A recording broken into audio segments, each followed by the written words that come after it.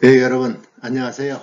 오늘은 그 조선 후기 변화 저번 시간에 이어서 이어가도록 하겠습니다.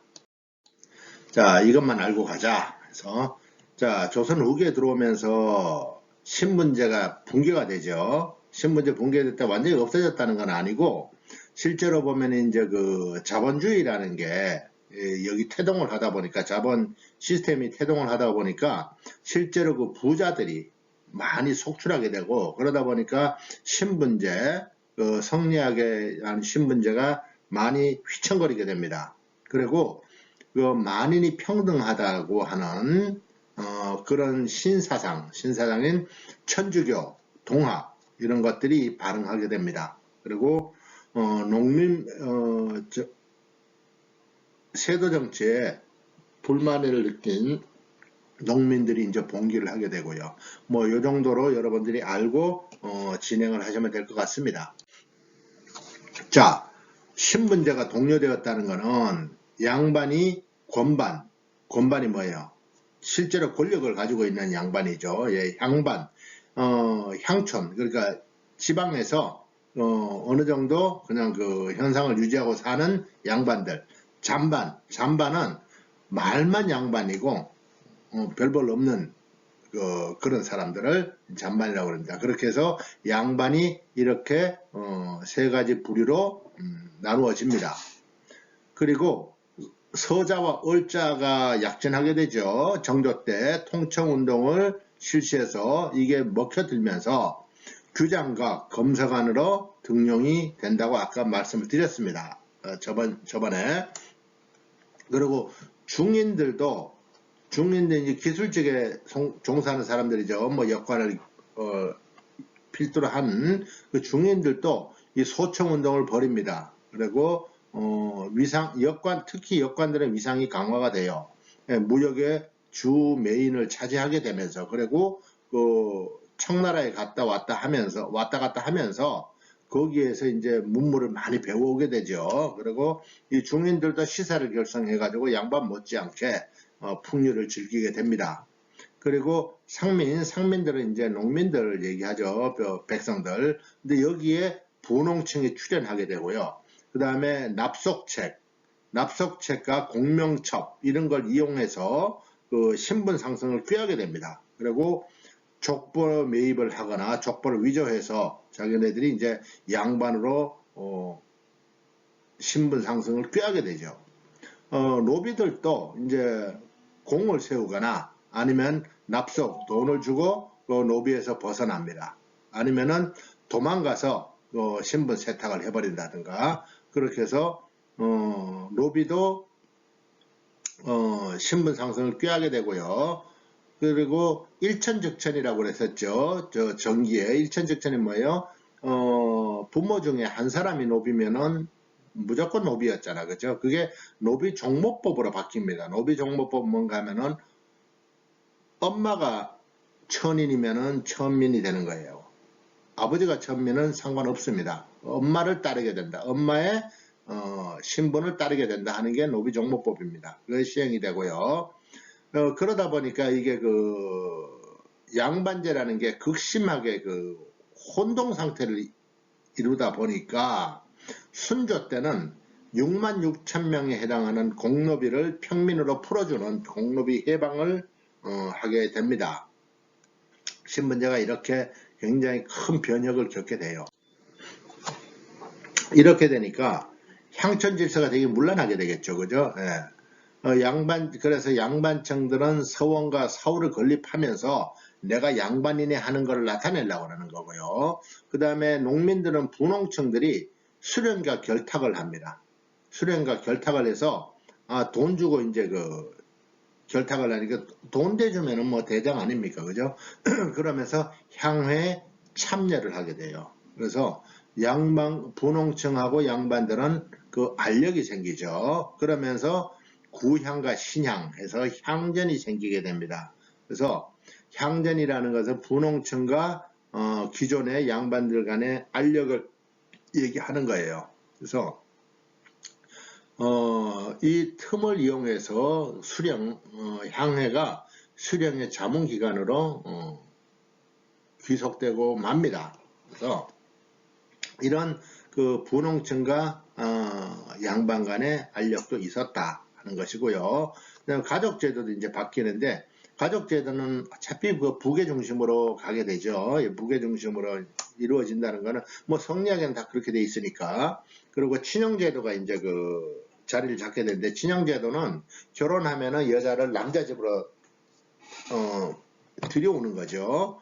그래서 보면은 통상적으로 시집은 간다, 장가는 든다, 이렇게 얘기를 하는 게 이 친형제도에서 나오는 말입니다. 그래서 친형제도가 자리를 잡았다 하는 것이고요. 그 친형제도의 효과가 지금까지도 사실 그 통상적으로 그렇게 보고 있잖아, 그죠? 뭐 지금은 따로 사나요?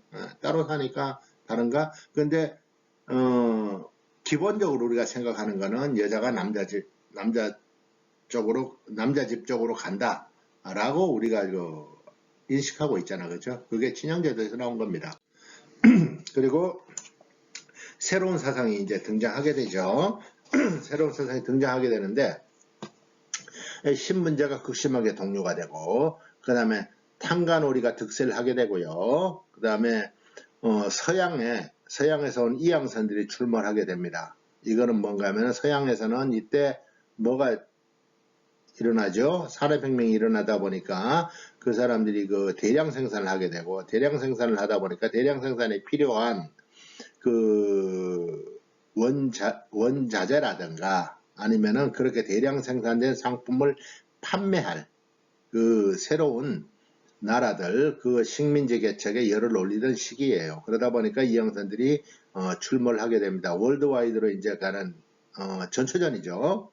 그런 어수선한 판국이다 보니까 예언 사상들 같은 것들도 이제 그 민간에 퍼지게 돼요. 특히 이제 뭐 우리가 얘기하는 정감록 같은 경우 요때 나오게 됩니다. 그래서 새로운 사상이, 이 혼란한 시기에 이제 새로운 사상이 큰 줄기로 두 개가 들어오게 되는데요.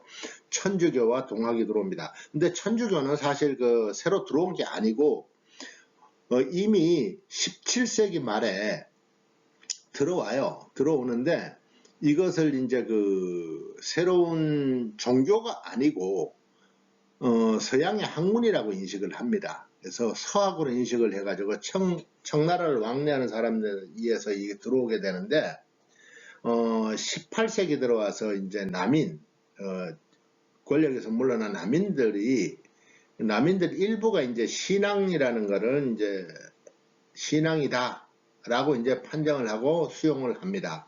그래서 이승훈, 최초의 세례자인 이승훈이 나오고요. 최초의 신부인 김대건, 이런 사람들이 속속 나오게 됩니다. 그래서 천주교는 박해를 받는다고 제가 말씀드렸죠. 신해 박해, 신유 박해, 황세영 백서 사건들이 일어나게 됩니다. 가장 큰 그 병인 박해는 뒤에 그 흥선대원군 때 제가 말씀을 드리도록 할게요. 그래서 그리고 이게 이제 서양에서 들어온 게 천주교가 있었다고 그러면은 국내 내부에서는 이 동학이라는 게 생겨납니다. 그래서 동학은 최재우가 창시를 해요. 근데 동학이나 천주교나 똑같죠? 뭐가 똑같아요? 인간은 평등하다는 거예요. 그렇죠? 네. 그 인간 평등 사상을 주무기로 하고 있습니다. 그래서 인내천, 하늘이 즉 사람이다. 사람이 즉 하늘이다 하는 거. 보국안민, 나라를 보강하고 백성들을 편하게 한다. 그다음에 후천개벽, 뒤에 좋은 세상이 온다. 뭐 이런 것들을 내세우면서 동학이 이제 최저가 창시해가지고 그 평등하다는 사상들이 그 평민들 사이에 속속들이 확장을 해요.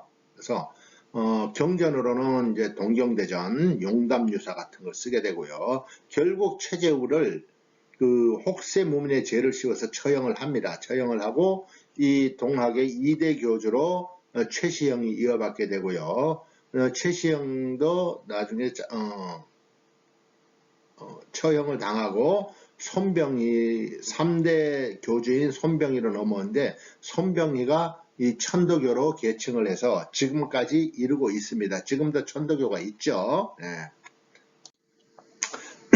또 농민봉기, 그저 농민들이 봉기하는 것에 대해서는 앞에서도 제가 말씀을 드렸습니다. 그래서 홍경래난이 일어났는데 홍경래는 정주성을 점령할 정도로 세력이 커지긴 합니다. 그래서 홍경래난은 앞에서 얘기했으니까 얘기한 게 좀 오래되면은 계속 하겠는데 한지 얼마 안 되니까 여러분들 다 기억하고 계실 거예요. 그래서 홍경래난이 일어나고요. 그 다음에 임술농민봉기는 앞에 잠깐 얘기했던 거니까 임술농민봉기는 조금 더 부연 설명을 하겠습니다. 그래서 임술농민봉기는 진주밀란이라고 제가 말씀드렸죠. 진주밀란이라고도 얘기한다고. 그래서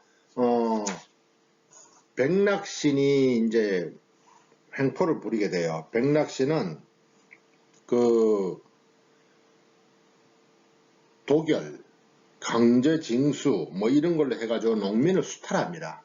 그래서 이 진주 목사 백낙신이 횡포에 진주에 있던 유계춘을 비롯한 사람들이 도저히 못 견디겠다 해서 밀란을 주도를 해서 진주 밀란을 일으킵니다. 물론 이 백낙신의 횡포도 삼정물란과 관련된 거예요. 그래서 진주에서 밀란이 일어났다는 것은 전국에서 삼정의 횡포로 인해 가지고 차별받던 사람들한테 큰 영향을 미칩니다. 그래서 이 진주 밀란이 전국으로 확산이 돼요. 그래서 굉장히 그 사태가 심각해지다가 보니까 그